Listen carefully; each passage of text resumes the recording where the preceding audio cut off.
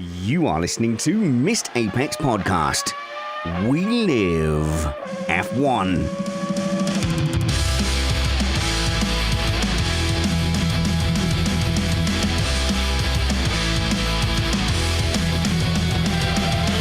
Welcome to Missed Apex Podcast. I'm your host, Richard Reddy, but my friends call me Spanners. So let's be friends. This week we have a team breakdown. No, not Missed Apex having a team breakdown. We're broadly hanging on, but we are going to break down the top 6 teams if you pretend that Alpine are 6th and not 8th. But we are covering news from 6 of the teams. I believe we're in a really interesting part of the development cycle, of the development war. Red Bull, for the first time in a couple of years, seem to have a chink in their armor. There is a little bit of news and suspicion about what McLaren have been doing with their upgrades and whether they'll be able to hold on to that. Mercedes definitely this time have upgrades coming. Ferrari, when everything's looking really good, are looking to change everything. And Alpine, well, there are some rumors that a couple of people from Alpine are actually remaining with the team. I suggest you treat those rumors with skepticism. But before we get on to the news, I want to remind you that we are an independent podcast produced in the podcasting shed with the kind permission of our better halves. We aim to bring you a race review before your Monday morning commute. We might be wrong, but we're first. I'm joined for some news breakdown by Matt Trumpets. Hello, Matt. Half a wing is better than none, or so said the Mercedes engineers before the start of the season. Half a wing is better than none. You've given me like a riddle. Hang on. A half a wing, if it's on one side of the bank, and then you bring the chicken and the fox to the other side, and then bring the fox back. What is this half a wing is better than none? Well, we were talking about front wings with Mercedes, so I give you half a wing is better than none. All right. I don't get it. No, I don't get it. You don't get it. It's in the notes. Oh, my God. Well. Hey, you know what? To be fair, I've been pretty good the last couple of times. So every now and then, I'm not a robot. Okay. Oh, so you only sometimes derail the show completely from the beginning. Matt's replacement is from Australia. Is Jonathan Simon. Hello, Jono. It's good to be back on the Missed Apex NASCAR F1 podcast. No. Look, it was a great episode. For those who want to listen to it, I would recommend listening to it right after this one, of course, today, our news update. But I never thought you'd ever speak to Bubba Wallace, Spanners and Trumpets, but you've done it. Well done. Yeah, Bubba Wallace. And the second you speak to him, there's like a massive star quality, like immediately. It was very worthwhile. But look, a few people in the chat have given us this whole, is it an F1 podcast again now? We did one show, and I think what in the month of May, I think we produced 9 shows. One of them was a NASCAR special based on our trip. So I do hope you enjoyed it. I hope you will go back and listen to it if you haven't, because it was really well received. I'm really proud of it. And I hope you'll check it out. But for now, it's back to Formula One briefly for the news, the big dirty news. Big dirty news.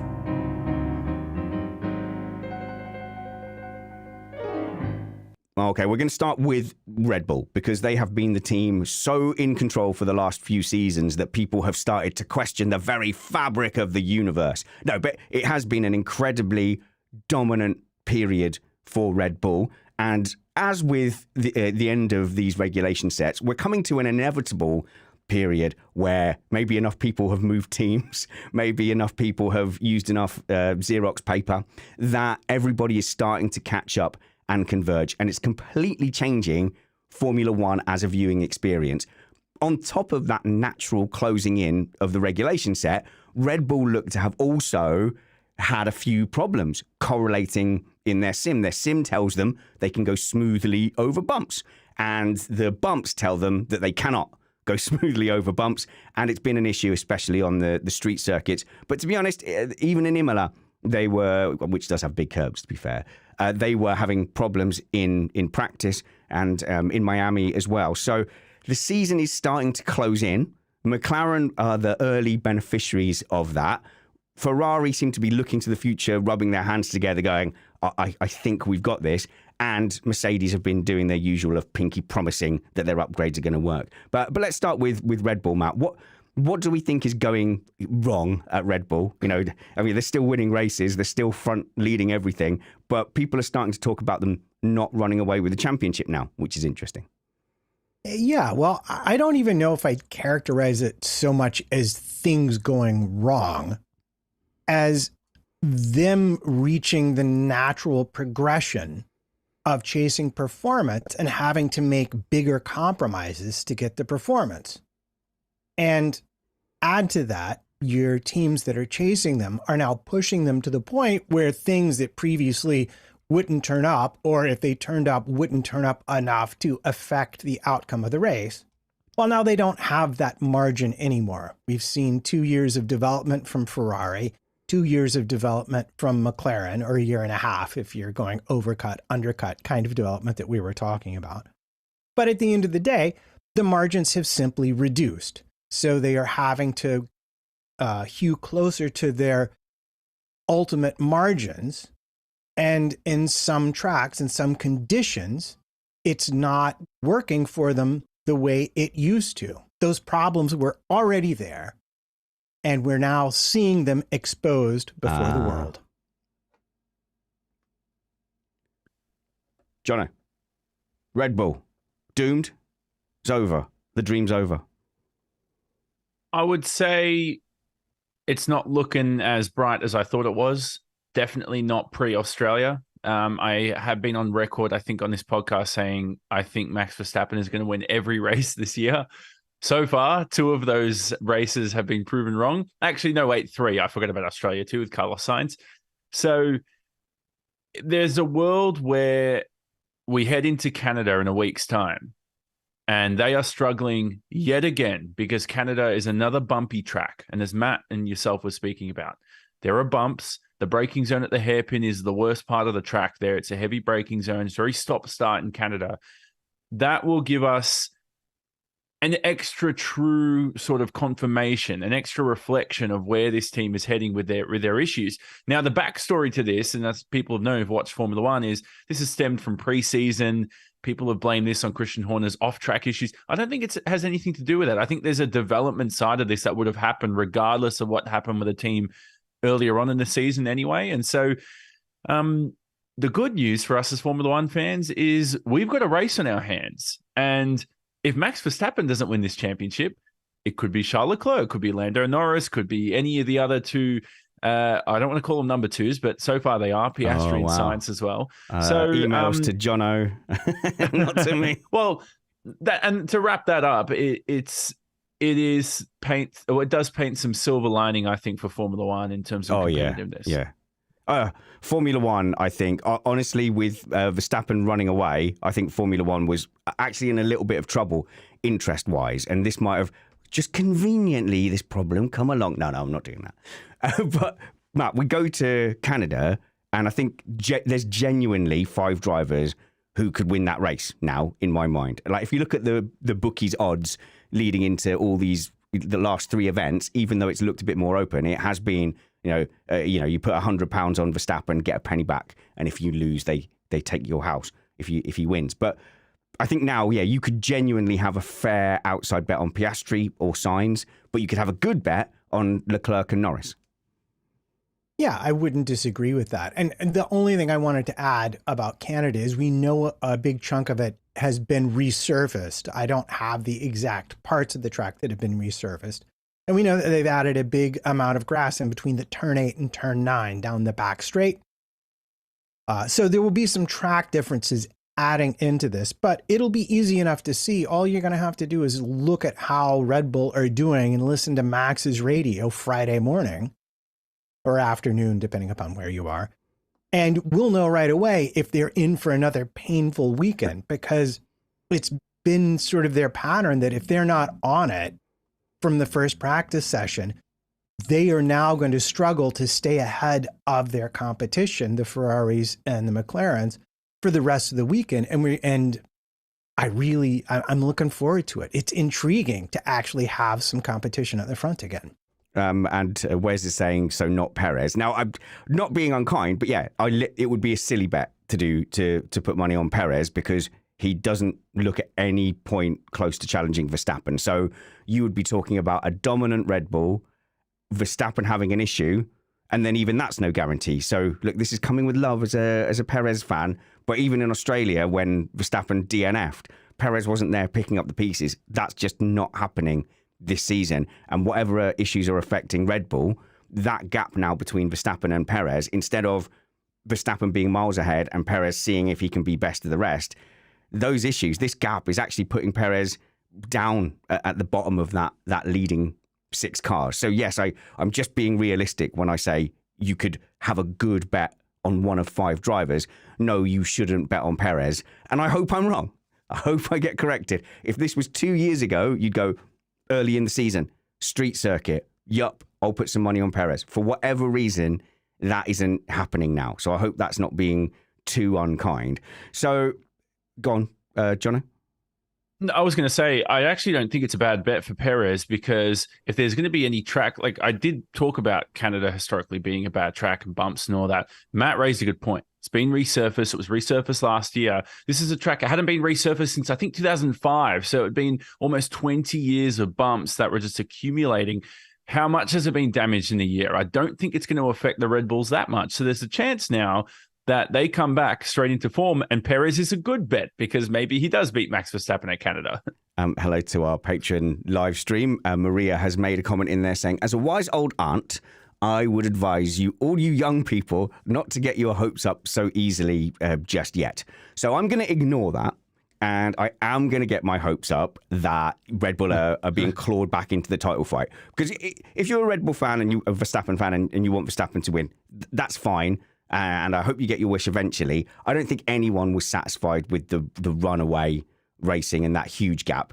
As enjoyable it is seeing them on the top step and taking the challenge and taking the championship and having the number tick up another one, you can't pretend, that's thrilling action up at the front. So I think most people are hoping for a closer, more competitive field. So my hopes when I talk about that are my hopes for a competitive field. I think there is reason to be hopeful because, Monaco aside, I feel like Ferrari are lurking, and I feel like McLaren have achieved everything they're trying to achieve. So if Red Bull have any problems, I think they're behind one of those teams for the weekend. If they have no problems and they're on fire and they're on form, I don't think then we're necessarily guaranteed for them to be clear. Are we, Matt? Let's say a Red Bull with no issues in Canada. Are they clear? I think no issues at all. Probably. But is Canada the kind of track where they will have no issues? Yeah, probably not. It's really going to depend on the size of the bumps that are left and what the other changes to the track surface does to their performance. The problem with this, I mean, we're all getting very excited, and I am excited. We're seeing more competition. We've got multiple winners, and the margins are smaller. Even when Red Bull wins, the margins are smaller. I think the only issue is most of the tracks we race on so far this season aren't actually bumpy street tracks. So when we go back to smoother, purpose-built circuits, we may see these margins changing again a little bit. But it does make for a more interesting story over the season. I think what will also, or if somebody wants an answer to how Red Bull may, if you want to speculate, and how they may sort of perform at Canada, and I think Matt raised a good point as well. I'm not looking forward to coming back to purpose-built racetracks because I think they're going to gain their advantage back again or regain it, is look at Canada as a track, right? We mentioned it was stop-start. How does Red Bull respond to direction change? How do they respond to rear grip? That's going to be most critical at Canada, and I think their car so far this season has had a decent has been decent on those two fronts. So I think coming into this week, there's, I haven't checked the weather, but maybe that could be a savior for a good race again at Canada. But again, if you know any information on I have weather Red Bull information. Setup. I have weather. Oh, you do? I have weather information. So this is from Tiziano. I'm going to assume Italian. And Tiziano, I'm now using my hands as well, has pulled up one. I mean, it's a long way out, And what I find with these longer weather predictions, so if you're a week out, they tend to sort of underestimate the speed of fronts, because I always track these for karting events. And if it says it's going to rain on your event on 2 weeks out, but it's sunny the next day, normally we get away with it and it's sunny the next day. That seems to be how it is. But currently there is rain, 1 to 3 millimeters. It's not loads, is it? And then 60% chance of rain on both Saturday and Sunday. So if we have a wet Canadian Grand Prix, I think tear everything up that we've just talked about. It doesn't matter who wins a wet Canadian Grand Prix for the rest of the season, in the same way it doesn't matter who wins Monaco when you're predicting the rest of the season. Do you know what I mean? It won't be predictive, but it will be brilliant. So a wet Canadian Grand Prix is fantastic if they let them race in the rain. So it looks like some rain, high chance of some rain, but not a downpour. Perfect.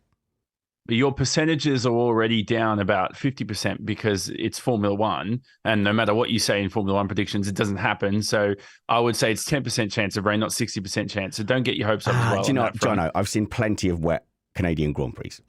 so like it does happen there. It's on the base. Yeah, it's and it's always a good one when there's wet there. So the Canadian Grand Prix normally needs saving by rain or a well-timed safety car, which I don't think we've had the last couple of years. But I'm definitely going to get my hopes up. But that takes it out of these discussions. So you say Mercedes go and plonk a win in a wet Canada. That doesn't mean that they're alive for the rest of the season, and we lose that predictive power. And I think that's the biggest focus of my thoughts now is what can we predict about the future from what we see. One thing that is giving me hope as a neutral for the good of the sport, not as a bog-eyed, not Verstappen fan, is that there was talk of the repair bill for the Perez thing, for the Perez crash with Magnussen being like 2 or 3 million space bucks, euros, dollars, pounds, whatever it is. It's a big number, and that having an actual effect on the upgrades. So one of two things could be happening here. One of three things. So one, that's rubbish. They're fine. They've got it covered. It's not really going to cost them anything.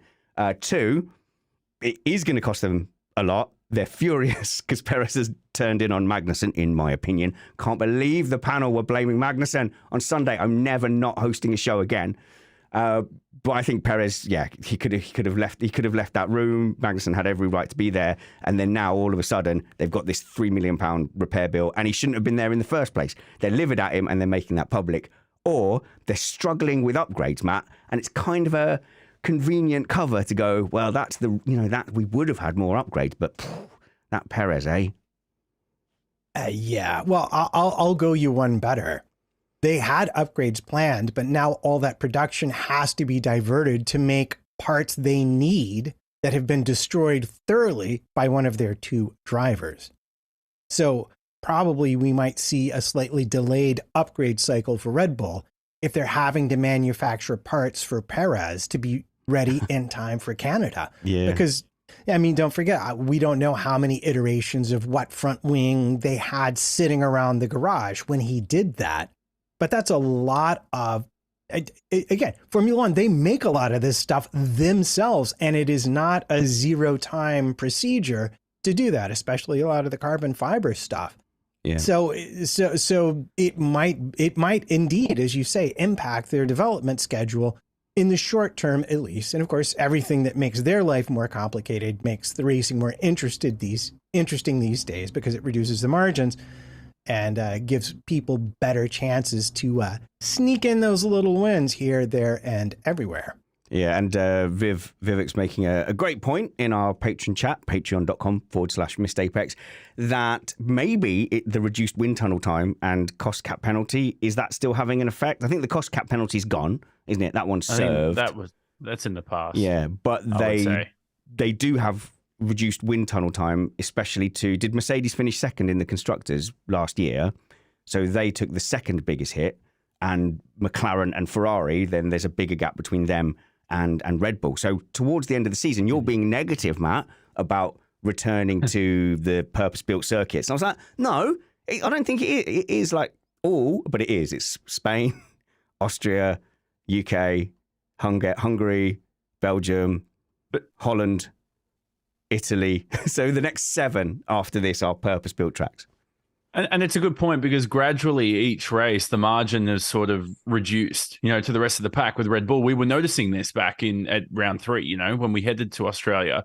But that's not going to solve the issue with the bumps. As far as I know, through watching F1 for the last 20 years of my life, I don't think a wind tunnel is used to iron out issues over bumps, unless I'm wrong, Matt, unless that's what I'm thinking too. So that's another conundrum they have to solve there. But amidst all these troubles and amidst of off-track relationships and people yelling at each other all season and, Newey leaving and all this stuff, Verstappen today was on record saying, what's the point of leaving Red Bull? We still look like we're the best team and we're the quickest. So he kind of thinks the future's there. But what's he going to say, on record? Oh, this is the worst, and create a headline. So again, you can't read too much into it. Well, Mercedes have been telling anyone who'll listen that they've got the advantage for 2026. And Albon said that was his main motivation for re-signing with Williams. So there's that kind of quiet confidence. But at the moment, it doesn't matter if Mercedes have an engine advantage because McLaren are the better team. So, you could jump ship to Mercedes and find yourself, I've got the best engine, but we're still behind McLaren at the moment. But we'll get to all those teams. I want to say somebody has dug up the odds, and the bookies are still showing Max Verstappen as a massive, massive favourite. Now, I will say, saw that. The bookies tend to kind of go on perception. So it's not always necessarily meticulously going through these details like the bumps and what might happen and what the weather forecast might be. I think it's going to be influenced a lot around betting patterns. So a lot of people just betting will be like, Verstappen's a shoe-in. I do find they miss things. I do find the bookies will, if the fun stops, gamble responsibly. But I do find that if a dominant car qualifies out of position, or if a driver takes a qualifying hit for a racing setup, the bookies seem less on that. So you're never really betting on what you think will happen if you're betting with the bookies. You're betting on what you think the bookies haven't taken into account. So I wouldn't take that as a surefire sign that Verstappen's going to win. Yeah, I'd think of it more as a bit of a lagging indicator because at the end of the day, they're a business that makes money betting against what other people think will happen.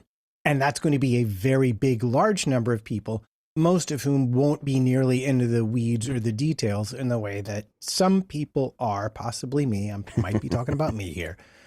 And so I think you're correct in how you describe it, because their business isn't to pick the winner. Their business is to make money off people betting on who across they the think field. will win. Yeah, across the field as well. All right. I think Red Bull was always going to be our biggest topic there, but we'll move on right down to 8th place. Yes, we're going to talk about Alpine and other things happening there. If you're listening to this, I think if you've got 30 minutes into the podcast, I'm allowed to ask you to do a couple of things to help us out at the moment. I got a 1-star review because I tweeted that I thought it was Perez's fault in Monaco. But that reminded me to ask you, very kind folks, it does us massive favors if people make one effort to go, right, let's leave some iTunes reviews and let's subscribe. So if you're currently just finding the episode on the website or piecemeal, do make sure you're subscribed. New subscriptions drive us up the charts and get us noticed. So subscribe now, particularly on iTunes and Spotify. And if you could leave us a 5-star review, I don't care what you say about Matt's face or Jono's lack of talent. Just as long as it's 5 stars, we're happy. That would be absolutely great. And just to tell you that we are no longer using Slack for our patron forum. We are now using Discord, and it's automatically linked to your Patreon account. So if you sign up to be a $5 patron, you will link your Discord account and you'll come and join us. A much easier system. We're finding it to be a much better forum. I hope you'll come and support us. We are only here because we are supported on Patreon. You also get an ad-free feed if that appeals too. Okay, so what on earth is going on at Alpine? Firstly, the discussion about the ban on Esteban Ocon seems to have fizzled slightly. Old Bruno was a little bit upset. He was a bit upset. And the panel completely blamed Ocon last week. And they put pressure on Matt to be less crazy in defense of him. And I did that, to be fair. I said, Matt, don't come across too crazy defending Ocon. I owe you an apology because I went and I looked back at it again, and I went and watched that incident a few at different angles and in slow motion. And I'm the only thing I'm blaming Ocon for is kind of ignoring if there was a team order to not go and overtake. Mm-hmm. But the racing incident itself was fine. He found a good gap. He was ahead when you're supposed to be ahead, and Gasly just kept his foot in. The new rules say that was Ocon's corner. So I can see why the boss was mad, Matt, but I owe you an apology. I think that move was on. It was fine. Yeah, I appreciate it. And it was funny. The thing that bothered me about it most was not even that he got blamed for it, because you know, as much as we like to pretend there's always somebody at fault, there's generally room to argue one side or the other. But it was an immediate, I hate to use the word witch hunt, but nothing better will come to mind right now. And Ocon responded to it very publicly, saying, you know, obviously if you have your opinion on a podcast, you write an article saying, I think it was his fault. There was one particular article at a top publication that was, Ocon was to blame. Here's 8 other incidences where he's hit teammates. Why does he always do this? We all hate him. They didn't quite say that. But I think that is specifically what Ocon was responding to. Yeah, well, and this is the thing that I think there's a larger issue here that I want to talk about. But like, you bring up that collision between them, and I think, well, what about Hamilton and Rosberg? How many times over a course of several seasons did they have massive crashes, including the one in Barcelona? Yeah. If you have competitive teammates and they are almost the same speed in a car, this is the result of that. And this is not getting into whether there were team orders or anything else like that, because we don't really know. No one has said, here's a copy of what was given to the drivers per the rules of their engagement. We don't know that. But I think it's a bigger issue, because am I wrong, or do we not used to mock people for being told to move over and let the other driver through? If I go back far enough, and now suddenly it's like, no, how dare you race your teammate? No, if they qualify ahead of you, you have to drive behind them the whole time, no matter how slow they are, because God forbid you should crash at all ever with your teammate while you're racing a car. How dare you make racing interesting? Don't you do that. Bad driver. I'm allowing Matt to come across that crazy because I was wrong to tell him to be less crazy last week. Jono. It's a pure example of trial by reputation.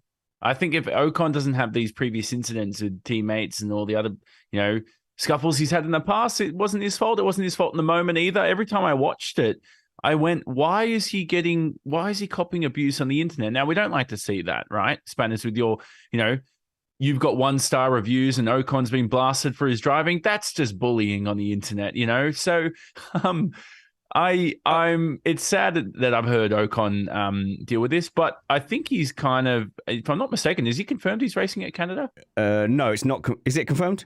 Oh, okay. He said so in that post that he's ESTA not banned in Canada. That's funny. And can I also point out, I'm pretty sure he's still got that. Can they rescind that 5-place grid penalty that he has to take?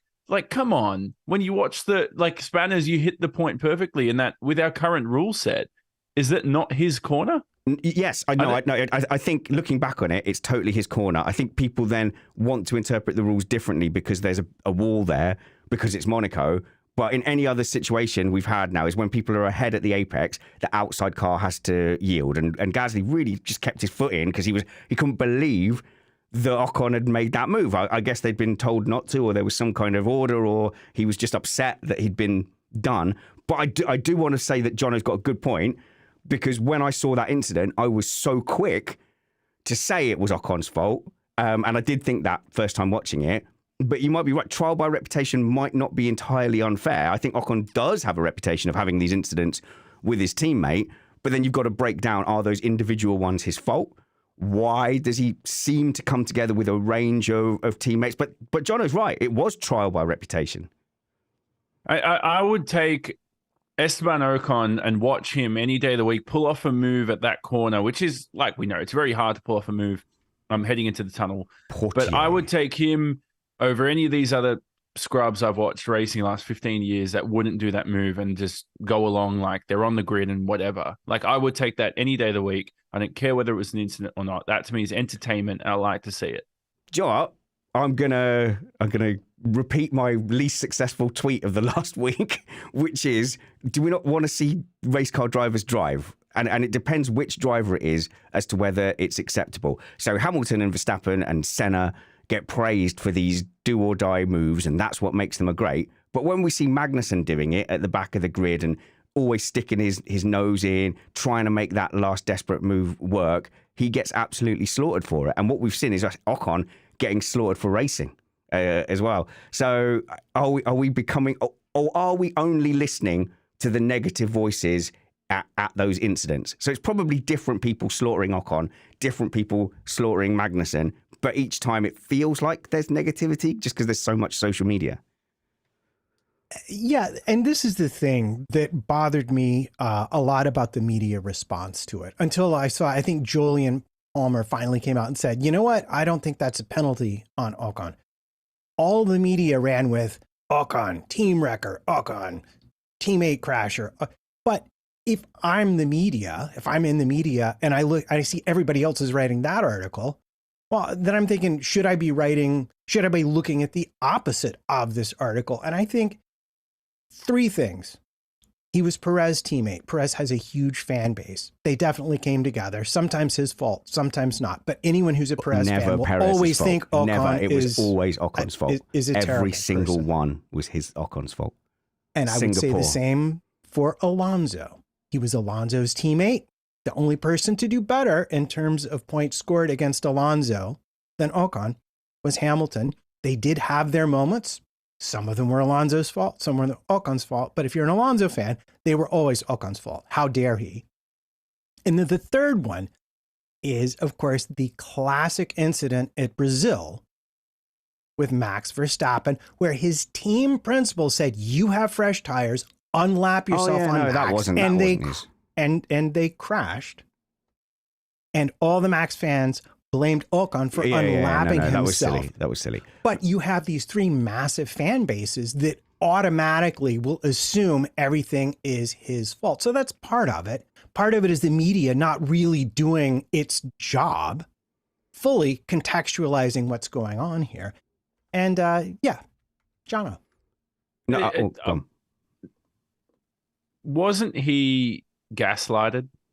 And to hear him after the race apologize for the incident and this and that, and he gave a nice professional statement. But I would be sitting here it's been 7 days since the race now. I'd be sitting here livid that I said what I said last week.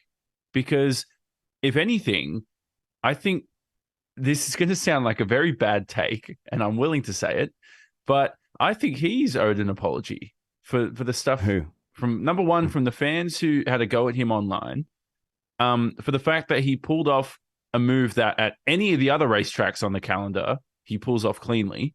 It's at one of the tightest. Let's be fair, Esteban, and I think he's not helping himself by pulling off a move in one of the toughest corners to pull off an overtake on the calendar as well. I think the hairpin would have only been tougher than this. But I genuinely believe that, you know, the more and more I think about this and I go, he got the 5-place grid penalty. Gasly's livid with him. The team said they're going to look into replacing him and all this kind of stuff. I feel like it's gaslighting. I feel like it's toxic, and I don't like this. I think the only thing, Spanners, is you raised a good point earlier. If he's now disobeyed a team order by pulling off this move, for example, if they had that might be the one. If they had a situation where they said, let's work together and pass, and then you can see why Gasly would be upset at that, and then why he keeps his foot in, because he goes, well, no, I shouldn't be being overtaken because you told us not to do that. And someone said, what does backing out at that corner look like? I think it's fairly slow speed. I think you've lost that corner if someone's on the inside of you at Portier and you lift. It's not great, and it's not a great thing for you to do down the tunnel, and you probably lose out, and you definitely don't want to do that. So you can see why he kept his foot in. I just can't, from a pure racing point of view, I don't see how you would blame Ocon in this rule set. So a lot of pushback from the live chat. I just ask you to be like a little bit chill, just disagree. You don't have to call me a turnip. It's fine. We're allowed to disagree. I wasn't saying Magnussen's as good as Senna. I just want to really make that point clear that that's not what I was doing. What I'm saying is the features Jan or Kevin? The features we love about these great drivers is that they are uncompromising, that they're brave, that they go racing. All I'm saying is Magnussen goes racing. Ocon goes racing. Isn't that what you want? I'm not saying don't punish him when he goes over the line. Don't give him a penalty. I'm just saying don't go, oh, he shouldn't be doing that. He shouldn't be competing. Of course we want drivers competing up and down the field. It's one of the reasons I'm a Yuki Tsunoda fan, because I think he goes for it. He's got those qualities. If I accidentally compared Kevin Magnussen to Ayrton Senna, I apologize. I take that back. But I am a Magnussen fan, and I've always loved the way he goes racing. And the other thing is, someone in there, I think it's Wes, hello Wes, saying, we have to kind of respect what the steward said and respect the steward's decisions. I think in sport, that's, as armchair fans, I think we're definitely allowed to disagree with the stewards. The stewards have a lot of other pressures on them. So they will have some biases, they will have some political pressure, but they'll also have to make it in the moment, under pressure. Subconsciously, they'll be thinking about how that affects the race. They'll be thinking about, they've got a million other things to consider, and then we get a week to sit here and pick it apart. So if it was the day of the review, I would have agreed with them that it was Ocon's fault. So we've got hindsight and we've got less pressure. And I think as fans, we're just allowed to have a different opinion to the stewards. We are allowed to have a different opinion to the stewards. But I want to point out a couple of things here before we depart to other equally entertaining Alpine or shocking Alpine rumors. Oh, yeah, we haven't even got to the news story. We haven't even got to the good stuff yet. We're just revisiting the old good stuff. I think, number one, the reason why we saw this penalty, and we've heard about this in the past, is because it's between two drivers on the same team. Basically, the stewards went with whatever the team boss said. And the team boss very clearly said, this is Ocon's fault. How dare he? We're going to drop him. Maybe we'll fire him. We don't know what we're going to do. From a cannon, from a trebuchet. Yeah. Actually, that's a catapult. And I think that's because he was being performative for his big boss, because he'd probably promised his big boss that he was on top of it and these things would never happen again at Alpine, which is something you shouldn't promise things you can't deliver. I have learned this as a freelancer, but apparently it's a different story when you get to the top levels of Formula One. So I think that goes a long way to explaining why the stewards decided what they did, is because they went along with what the team boss did. I also find it instructive to note that the reason Ocon's probably racing in Canada is that he showed them the footage up the hill after turn one, where Gasly comes over about 2 car widths and almost puts him in the wall. I think they might have actually had contact there. That was the first time they had contact on that lap. And so perhaps there was a counter argument made that, look, I wasn't, nothing happened there, but it could have. So I don't think you can entirely blame me when you say the attacking is off and my teammate does that to me. All right. That's the end of the Ocon apology tour. All right, everybody breathe. Let's take a moment. He's not finished. He's a tiny bit, he's telling me. Go on. Yeah, but it's not about Ocon and Gasly here. I want to compare Famine's response to this crash to Otmar's response to the crash last year in Australia. And to me, the biggest problem, all of the social media stuff, everything that happened. If you look at how Otmar handled the crash last year between the two of them in Australia, which took him out of 5th and 6th, a lot of points went gone. He's like, yeah, blah, blah, blah, we'll have it. He didn't blame anyone outright. He said, we're handling it behind closed doors and it'll be fine for the future. That was definitely Ocon's fault, that one. And Famine did the exact opposite, and it lit the touch paper. Yeah, he blew up. For everything that happened afterwards. And I find that disappointing in a team boss. I'll say that. All right. Well, let's go to the team. That has taken up most of the time that I had allotted for Alpine. Because, no, it's fine. It's fine, Matt. You got it out there. It was raw. I'd rather have your raw emotion. The team doesn't look like a team where things are going good. It doesn't look like the Christmas do is going to be very big. I think they are the sort of firm, it looks like maybe they took away everyone's pay rises, but they've promised them a pizza party on a Friday if they're all good.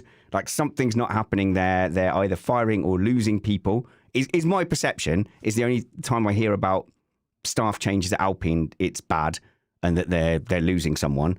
And obviously a lot of hot temper coming out of the issues last week, and also the fact that they're eighth.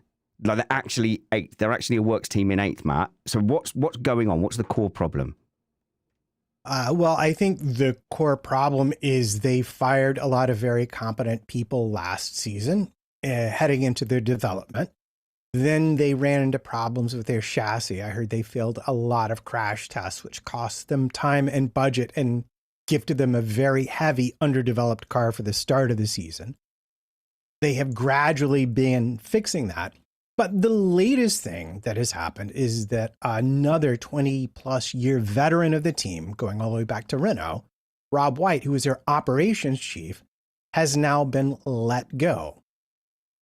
And that he joins Safnauer, Alan Permain, Matt Harmon, and Dirk De Beers, all of whom have left the team in the last 12 months. That's a lot of senior leadership out the door. Sanchez is coming in. He's got a reputation, so that's possibly a good thing. But the person who I think has stirred up the most interest is, I think, possibly your favorite Renault person, and that would be Flavio Briatore. Ah, right. So Flavio Briatore was in charge during 2008 at Renault, and the Nelson Piquet Jr. said that he was told that, he could drive into a wall to cause a safety car. Of course, Alonso didn't know anything about it. The poor dear, dragged into this against his will. Poor thing. I don't know. I have no idea who concocted the plan, but Briatore got a life ban from F1 for that incident, is my understanding, which has since been rescinded. Yep. Right. So why did they let him off? Good behaviour or charity? No. Was he doing charity work? Was he helping the marshals out, clearing up their rubbish with one of those little gripper things that pinches and picks up like crisp packets from the ground? So he was doing that at a number of Grand Prix, and now they let him off the hook. But that does seem controversial to turn that decision around. A lot of people forget they overturned. I had to actually go back and read this. The decision to ban him for life was overturned like almost 15 years ago, like literally a year after the ban or something. Okay. So yeah, it wasn't like it happened recently just for him to accept the Renault role. It was something where it was a life ban, and then they said, you know what, Flavio? We overreacted. We've loved your infectious personality and your scary looks on the grid, and we potentially may want you back. I will say back in 2010, I know this sounds a bit hard to believe, but I didn't think it would take this long for him to return to Formula One in any role. As far as I'm concerned, there's a few sources saying that he's accepted a role as an advisor, like that is confirmed. There's other sources who've kind of said it's been reported. We're not sure. So it's kind of all in limbo at the moment as to whether or not he's got a say to turn this team around. Regardless of that, question is he the right man to turn this team around? I don't think there's anyone who can be a wrong man at this stage. Yeah, so there's two things there. Firstly, can the ship be turned around to where they should be, a works team pushing up with the top five? I think they seem to have hit a critical mass now where it's whatever happens with it, it's a complete rebuild. They're not going to turn it around this season. They're not going to turn it around next season. If anyone wants to put money on the Renault engine being the best engine in the new engine regulation set, I'll take that bet. No disrespect to Renault, but I'll take that bet, just given the relative performance to other engines in various other regulation sets. I don't think that's unfair, Matt. I just wouldn't take the bet. We're hearing rumors they're looking for engines for 26. Wow. So it's that bad. Okay, so Briatore coming in might be more, this is just a guess, feels to me like it would be more than just an advisor coming in, like hiring an Adrian Newey. Briatore is a businessman, and he would likely be coming in looking to have a little bit of control, maybe long term. I mean, you can still be called Renault or Alpine and not be a works team. It could be, you've had so-called works teams in as main sponsors. So like you had with Alfa Romeo. So Alfa Romeo wasn't a works team. It was Sauber advertising Alfa Romeo. So you could have a similar situation where you end up as the Renault or Alpine badge team actually run as a privateer team. And I don't think it's as critical. Sorry, Matt, I'll be quick. I don't think it's as critical to be a works team as it used to be, at least what I felt. I felt when Renault came back in the sport, I think it was in 2015, they said, hey, we're going to come back in full funding and drive this project forward. I remember at the time, history lesson, Nico Hulkenberg had moved from Force India, Racing Point at the time, gone straight to Renault. And I kind of gone, why would you switch to a team that's struggling? You know, this is right now, Alpine, this is the worst season they're having since 2016, at least so far, historically, through point scoring and efforts and sort of pecking order. So we were all kind of thinking Renault's going to commit a lot of money to this, and they're going to manufacture their own engines. They're going to become a front runner on the grid. This is what you need for the sport. Might not be as critical anymore. And I don't think this plan is working as well. I think in terms of, can we all agree the branding so far, maybe it's early days. I know it takes like decades to build a brand, but has the Alpine brand actually grown on anyone? Has it cut through? I don't really. No. Yeah, I didn't. Yeah. No, I don't they think make so. some nice road cars. They have a WEC entry coming, so that'll be interesting. And like the Briatore thing to me makes sense, because if you think about what he did with Benetton, you think about what he did with anything, he's a marketing, branding, that kind of a guy. He's the guy who's going to hook you up with the person who will buy the team and let you keep. There you go. He's working on those kind of slippery deals. And you say, well, you know, since his ban got overturned, why isn't he back in the paddock running a Formula One team?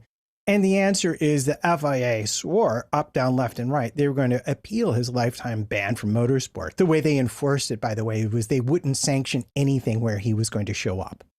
They would pull their sanction from the race, so nobody else could race. They were fighting. They were fighting the overturning of the ban. Right. And they were going to fight the overturning the ban. So the ban got overturned by a French court. FIA says, we are going to appeal this. And then they came to an undisclosed agreement. That case got dropped, and we've never seen Briatore directly in charge of a Formula One team since. So the details are kind of like that magical Ferrari settlement with the engine, what they are, but you can make some guesses based on what happened since then. Okay, put it this way. I don't see personally Briatore coming in as good, that'll be Alpine rescued then. My alarm bells are going that this is more of a sign that we're transitioning away from the work setup. But that's always been a problem with this team since the who was the ex-Pirelli guy, the French Abiteboul. So in the Abiteboul days, Cyril Abiteboul days, it always felt like he was convincing and constantly kind of having to make his case to Renault to invest, and that the Renault commitment just, it wasn't there, or it would wane up and down depending on who was the emperor at the time with Renault. And then the decision to go to Alpine in the end, to me, was already a nail in the coffin for that as a works entry. Yeah, definitely. And I think there is a cultural issue there that I don't think will be fixed with Renault funding. And so the team, you're right, do need to move away from what they're doing. There's only one thing that matters, in my opinion, though. And let's forget Flavio Briatore. You know, he's had a lot of success in the sport. But the one question I have is, what is Adrian Newey doing? Because that's all that matters when it comes to team personnel. It's all that matters when we name 50 technical personnel. Adrian Newey, as far as we've seen historically, and I know people sometimes hate to give him so much praise, but he makes the difference. So where is he going to go? Is he going to join Flavio Briatore? I don't think so, though. So that brings us very neatly onto the latest team to have been reported to have made a serious push to have Adrian Newey, and that is Mercedes. So there are been rumors flying around. So we had Mark Priestley, I forget which podcast it was on. I do apologize. I genuinely would say, but I've just forgotten.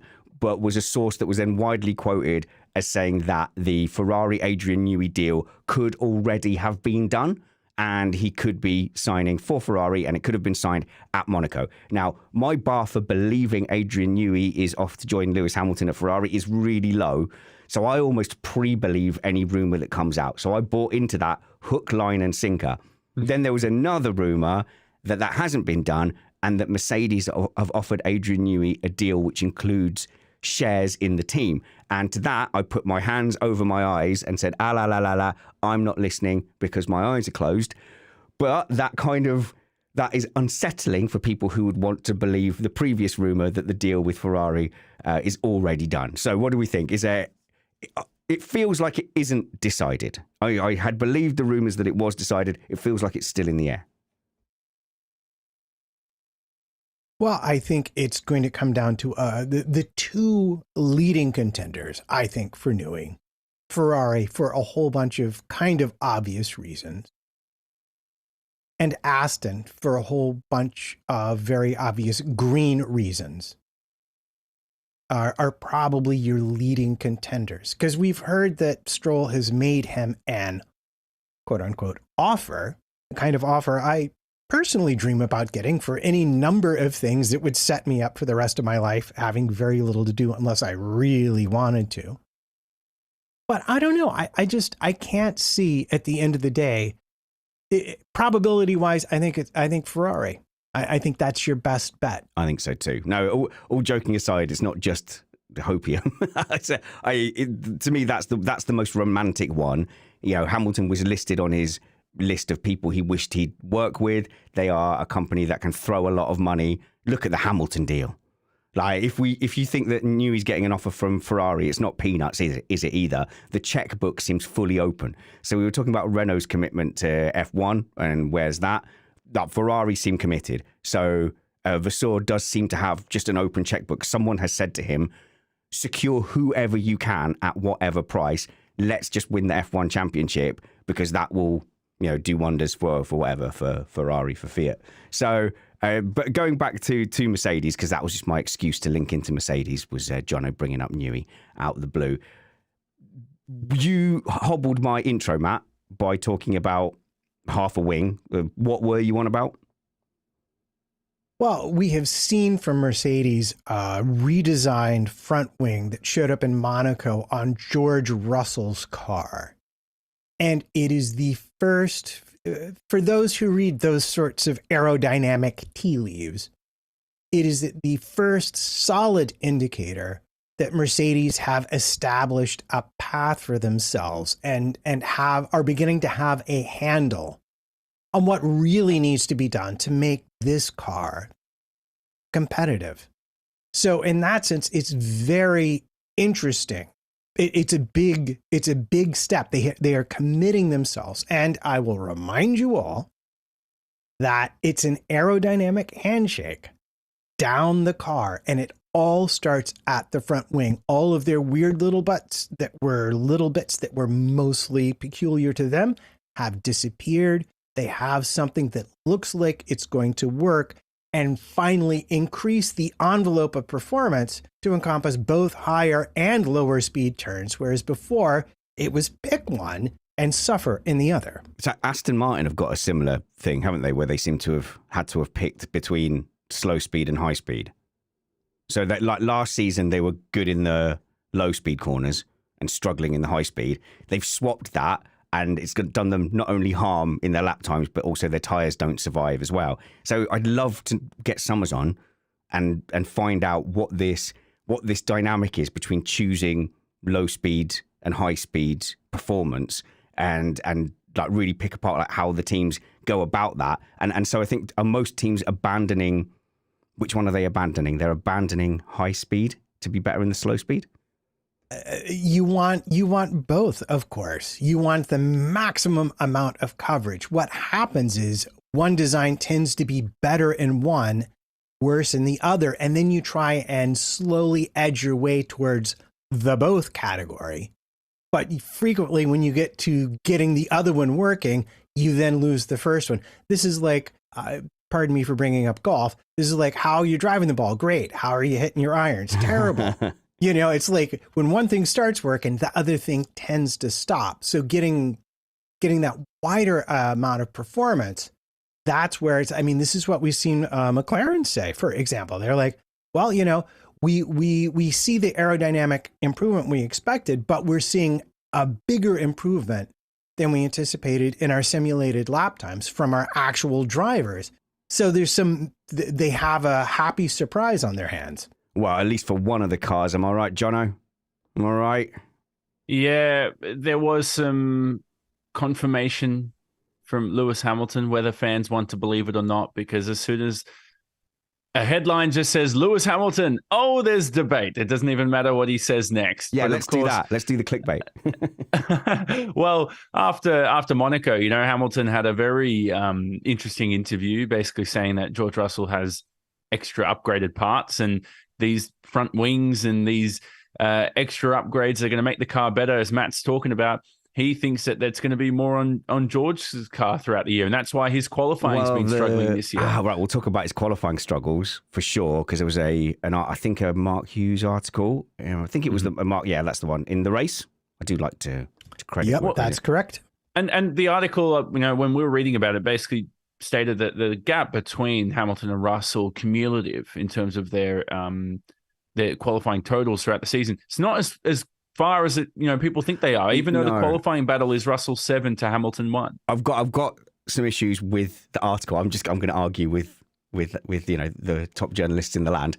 But firstly, to clarify, the quote that made everybody's ears prick up was, "I can't see myself catching Russell in qualifying all season," and that seemed to imply people go, "Oh, is he implying something?"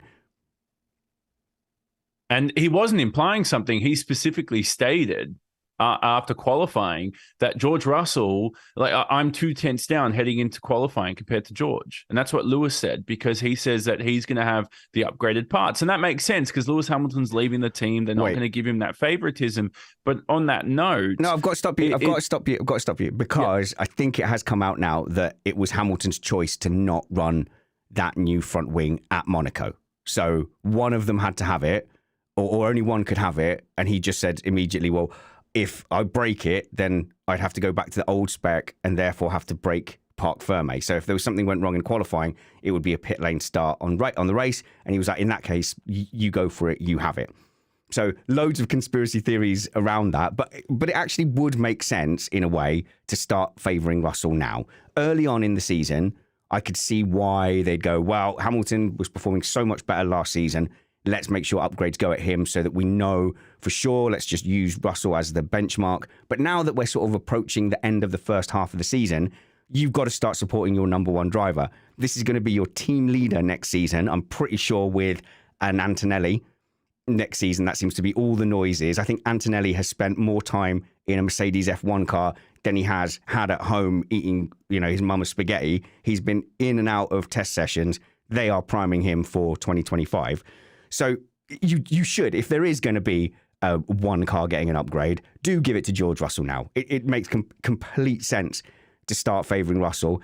And even if it gets to the point where, he's going to get the first pit stop, it's not going to be comfortable for Hamilton fans, but it doesn't make sense for Hamilton to still be getting preferential treatment. And it was his choice to leave. It wasn't his choice to tell everybody so early in the season, but it was his choice to leave.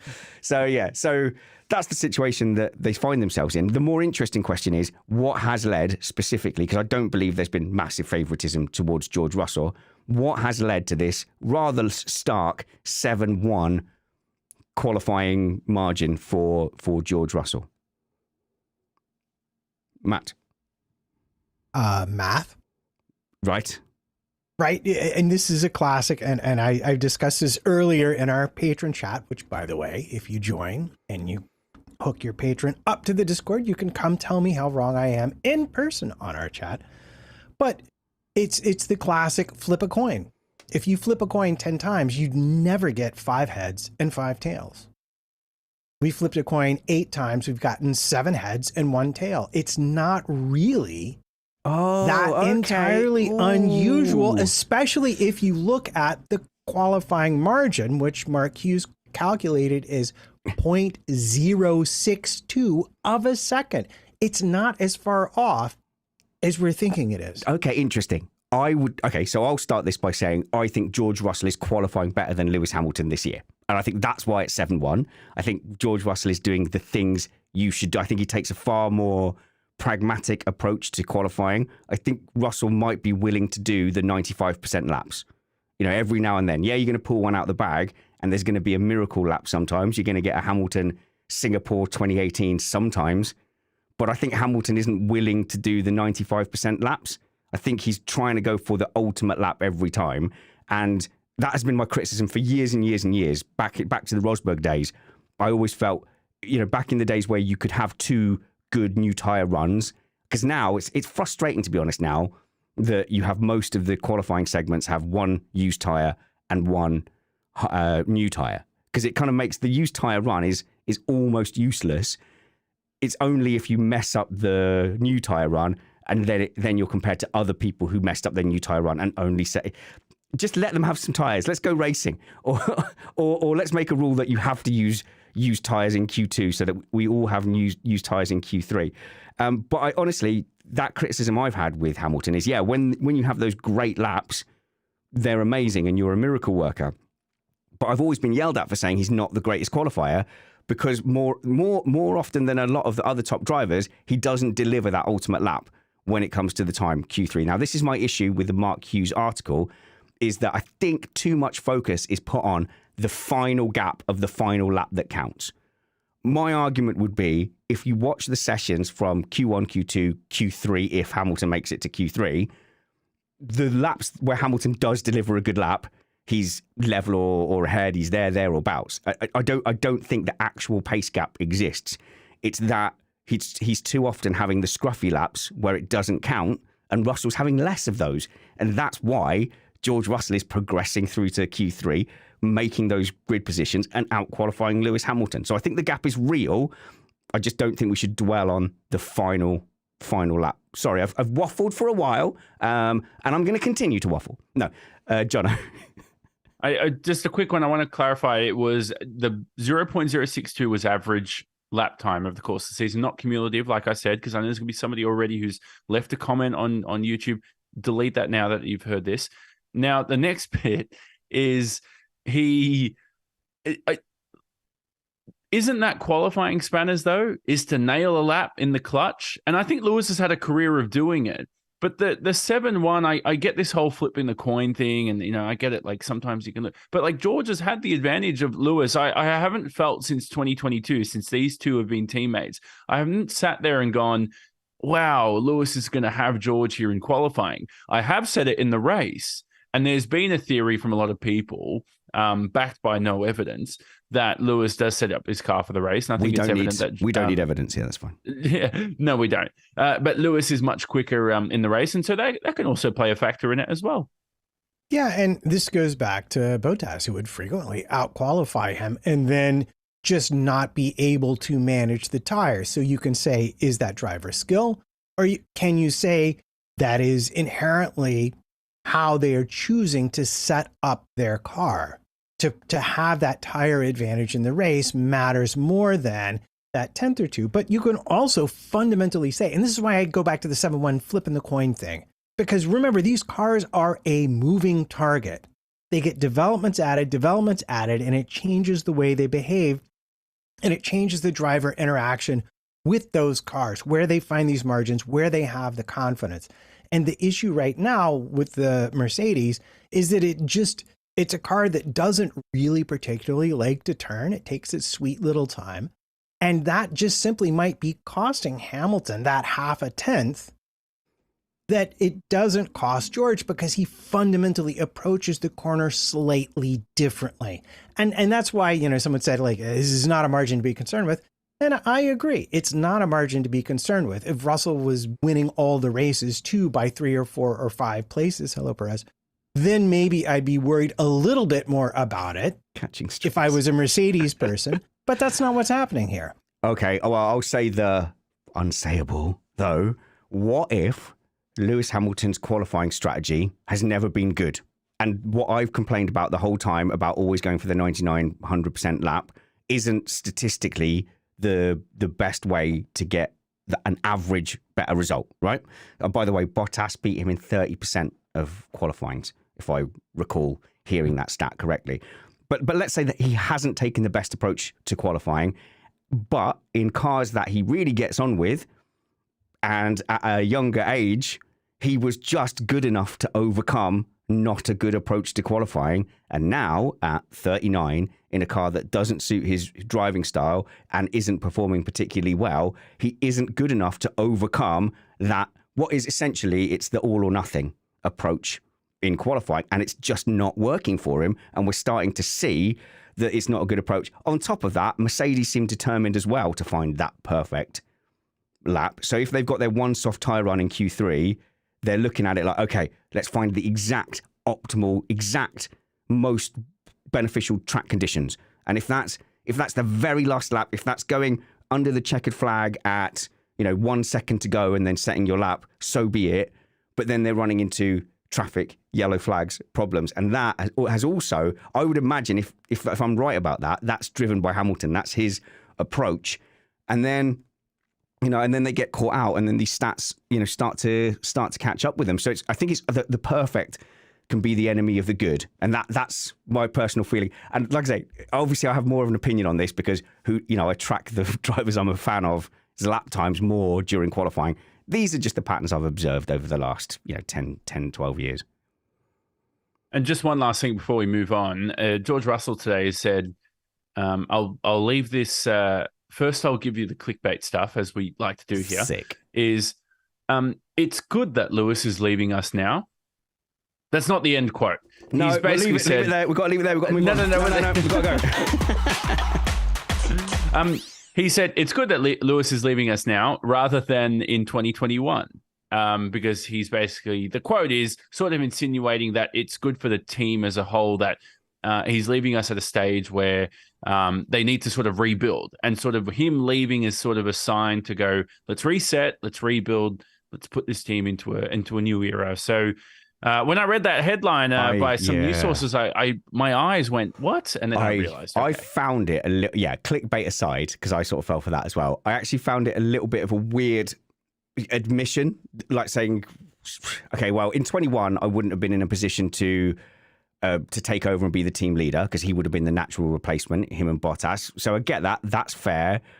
But then his reasoning is, well, Hamilton's leaving. So what he should be saying is, and it's a good time for him to leave because I'm ready to take over as the team leader. But what he said was, because now we can build from the ground up and be ready for 2026, which I feel like the whole of Mercedes and the customer teams are all waiting for this miracle 2026 engine. It still wasn't that inspiring, if I'm honest.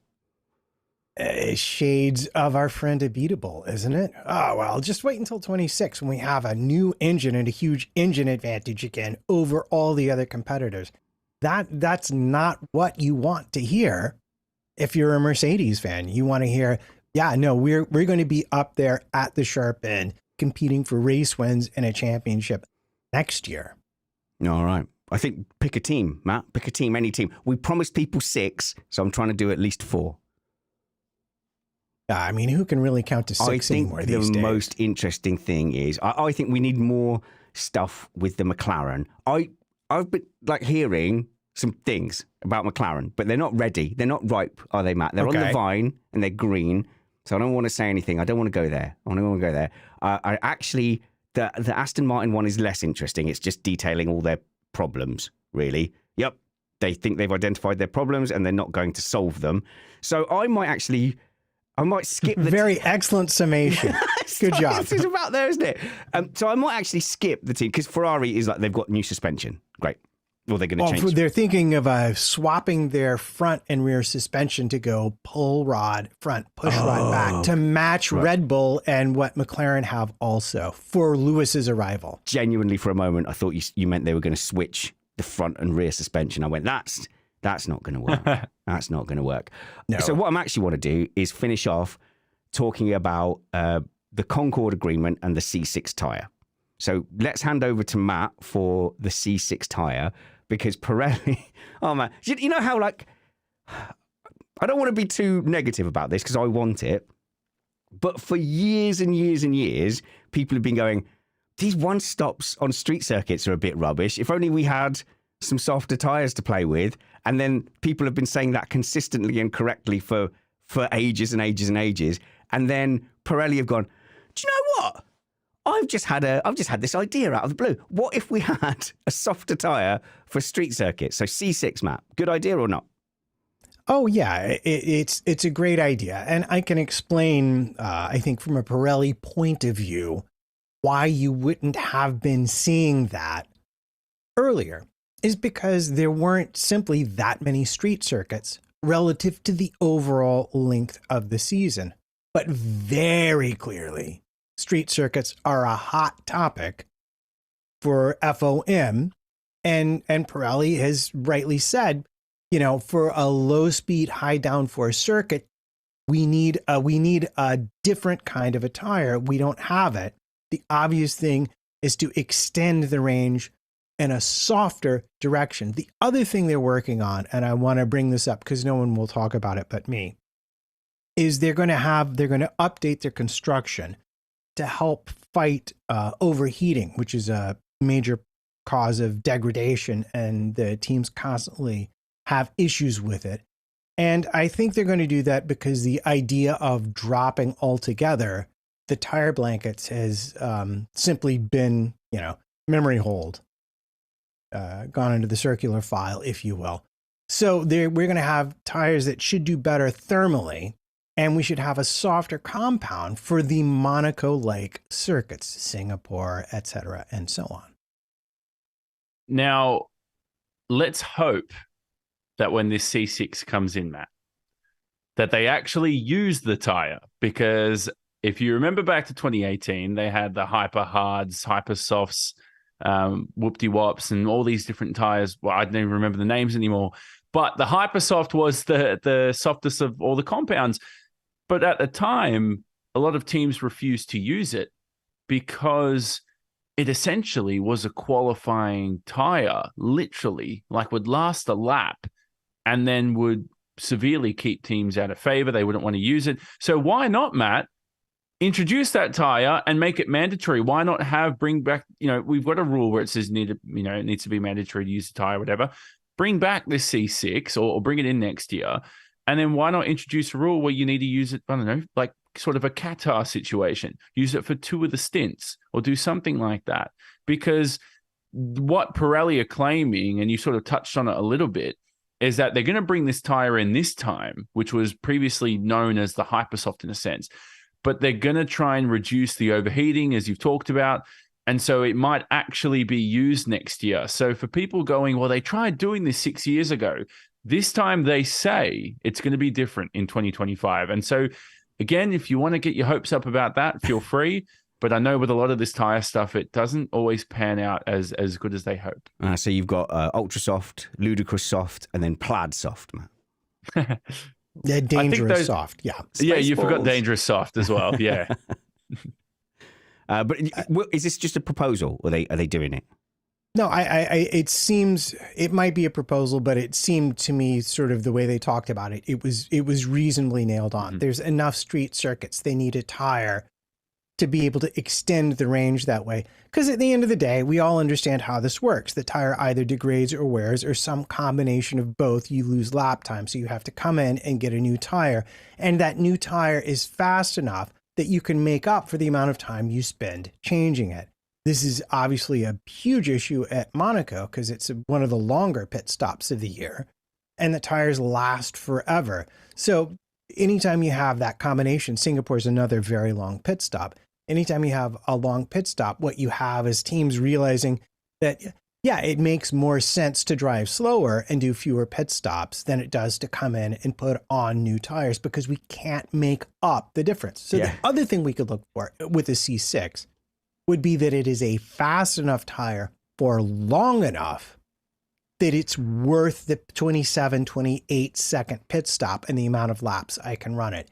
If that happens, again, you're opening up a whole new strategic set of tools for the teams. Worst case scenario for Monaco. And by the way, this is all Let's Fix Monaco. This has come from Let's Fix Monaco. And I'm not being smug about it, but for ages, for years and years. Well, I mean, years, the drivers are on board with you here, so the drivers are all openly slating it, and I'm arguing with Joe online, who loves defending it and loves teasing me that I just need to be there. But when the drivers are openly going, this is rats. It's harder to defend. Because the whole thing about the whole thing that makes qualifying at Monaco amazing is the margins and understanding how absolutely on the limit those cars are.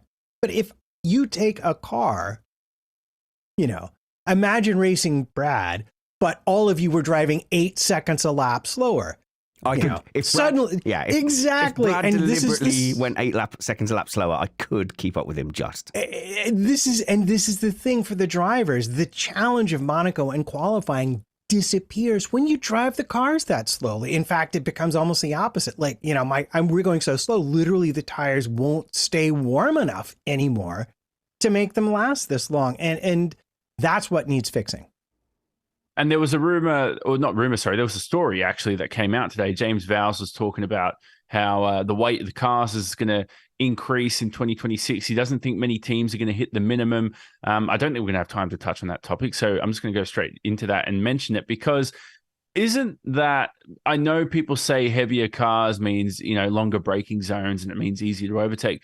I just feel like that's going to make things worse at Monaco. And maybe I'm wrong. Maybe it makes it easier, but I think wider cars is the problem. But I don't think heavier cars is going to make things more exciting for sure, at least at Monaco.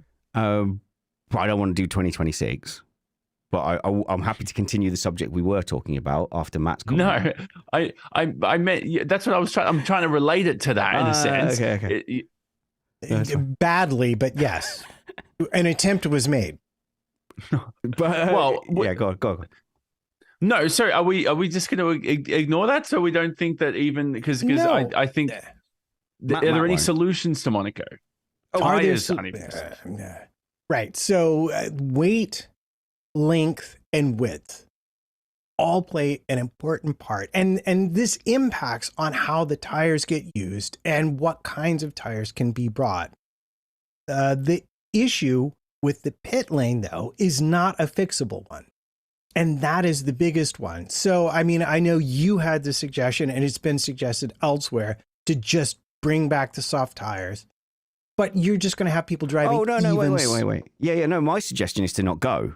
But that's not going to happen. They're going to keep ignoring me. So that's fine. But I get to keep saying, well, it's kind of stupid that we're there. The difference is, in the past, people were saying, you're watching it wrong. Now they're going, we know it's rubbish. How can we fix this? So every single year we go to the rock falling convention and rocks fall on our feet. And you go, right, well, how can we fix it? Maybe we can have heavier shoes. Maybe we can have rock deflating lasers. Or you could not go to the rock falling convention and keep breaking your foot. But all I'm saying is the conversation has changed now. I feel completely validated because barely anyone is saying you're watching it wrong. It is good. It isn't. The downside to this C6 tyre is that they might even drive even slower just to get the one stop. So this year they were driving at least 3 full seconds a lap slower on average at best. But they could have driven 6 seconds a lap slower and still not had to defend their position. So it could get worse with this move. Yeah. So the only way to fix that, and I don't know if this was a suggestion from outside or if this is one that Jono made, was essentially to give yourself a Qatar, like you need a special Monaco tire.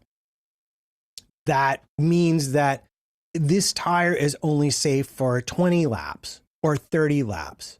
So teams, but it won't wear out in that time, but you can only run it for that time. So teams will instead have the incentive to try and take as much life out of the tire over those laps as possible, because they all know they're going to have to pit between, say, lap 23 and 26 or something like that. So you have a little variation, but the teams will all be pushing as much as possible, because when you start to get the cars that fast, that's where the driver mistakes start to happen. And when the driver mistakes start to happen, that's why we watch Monaco.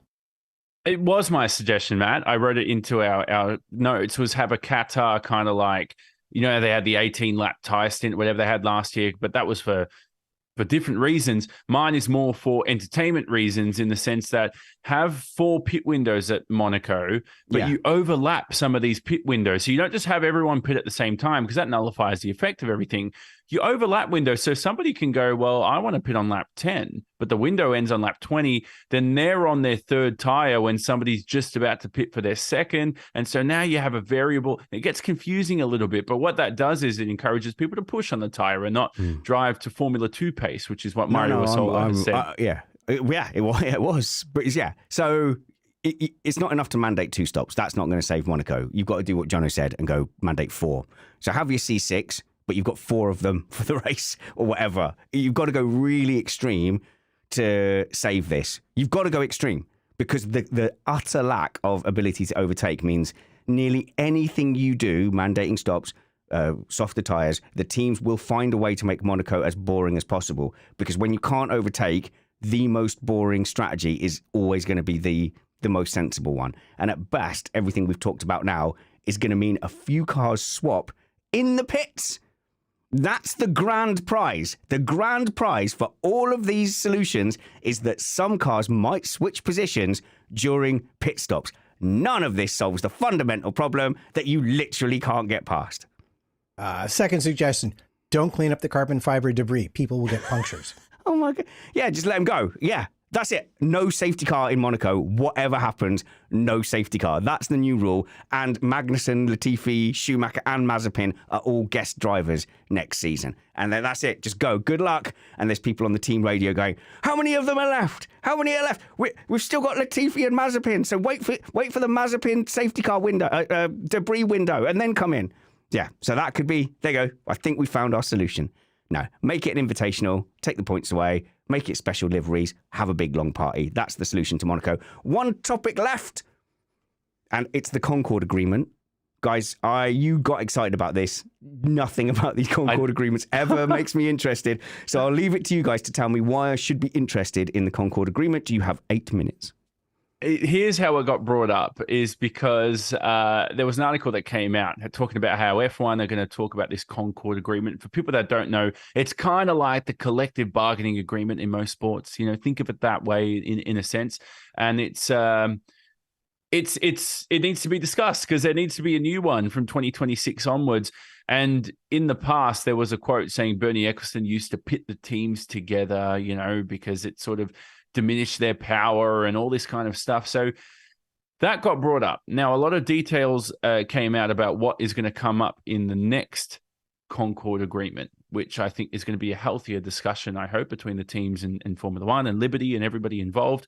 Now, Matt, there's a new fee to join F1. Now, there will be in the future. It is not yet, but yes, there is being discussed a slightly larger fee than the last one. So is it 700 million, so up 100 million, or is it 600 million 3 times? Currently, it's 200 million, as far as I'm aware. Correct. Yeah. And so you go. So what the plan is because Formula One is now so successful that if anyone wants to join their esteemed company, they're going to have to pony up for a new slot on the grid, $600 million. And then once they do that, the FIA will let them in, but then Liberty will hem and haw. And then eventually the FIA will say, no, we're not going to let you in anyway.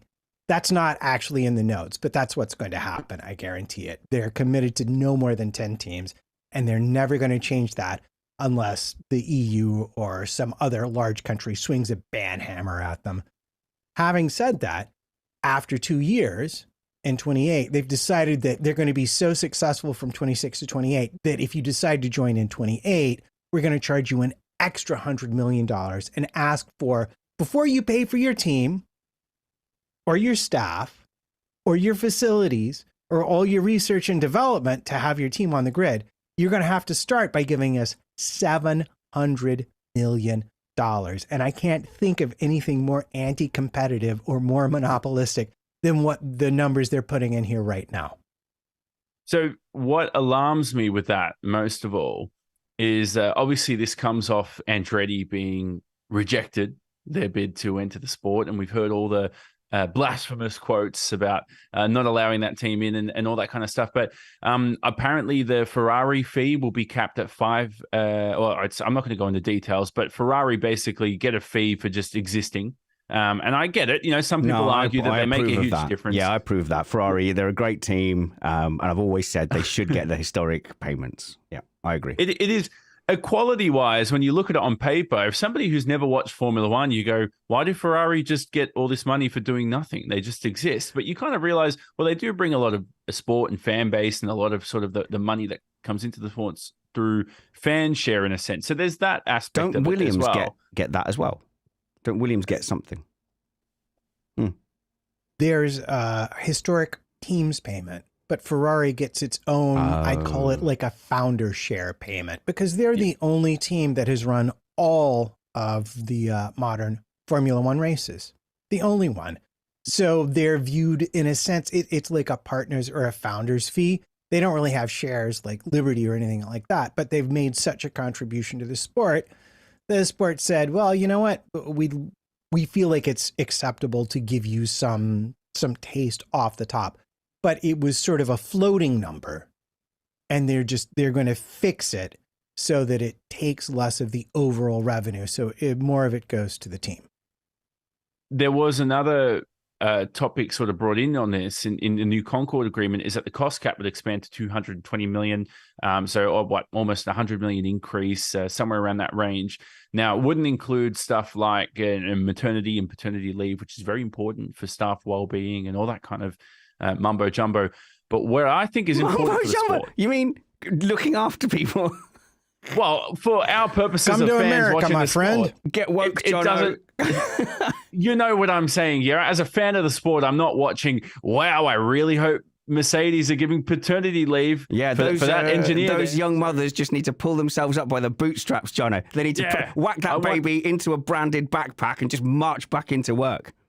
Well, okay. So when I'm watching Canada, you know what? When I'm watching Canada this week, the team that has given the most maternity and paternity leave, I'm going to support them just for your basis on your argument. Thank you. That's why I'm watching Formula One this weekend in Canada. Sorry, John. But regardless of all that stuff, I personally think they still need to introduce some form of like a luxury tax.